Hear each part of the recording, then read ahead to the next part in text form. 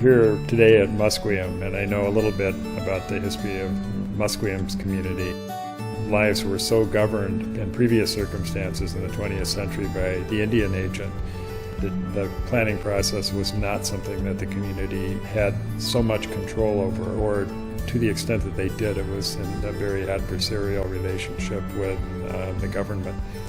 For many communities, the need for people who can not only understand the community's desires and perspectives and working through the development of a plan, but be able to negotiate that with surrounding agencies and municipalities and governments is really critical.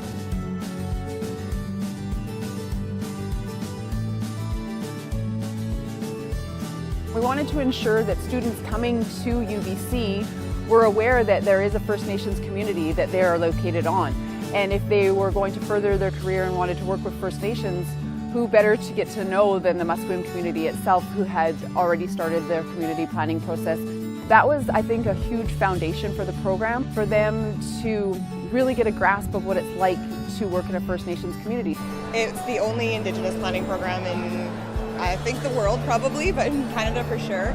I'd like to thank the Real Estate Foundation for funding some of our practicum work, because the practicum has been the highlight of the graduate experience. I think at Scarp, being able to work in the community is a really special opportunity. I'm Indigenous. I've been working with Indigenous communities for much of my life, and so I wanted to bring my skill set to the next level, and I thought Scarp would be the great place for it, and it has been. You know, I've learned a lot, whether it's in the classroom, on internships, or Indigenous communities have planned their communities for millennia. And so that knowledge is there, it's present in the communities. And so I think what the Indigenous Community Planning Program does is it's a really exciting opportunity to actually create something that's really unique, something that builds upon the knowledge that is already there.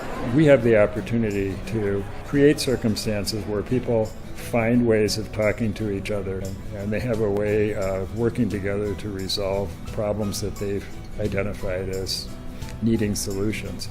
It's rekindling connections with people and creating relationships with people, earning trust back from people that may have lost it because of residential school and what has happened to them in the past. So community planning is not just planning, it's continuing work that my grandparents did, my great-grandparents did, the community's elders have done, and planning for the future.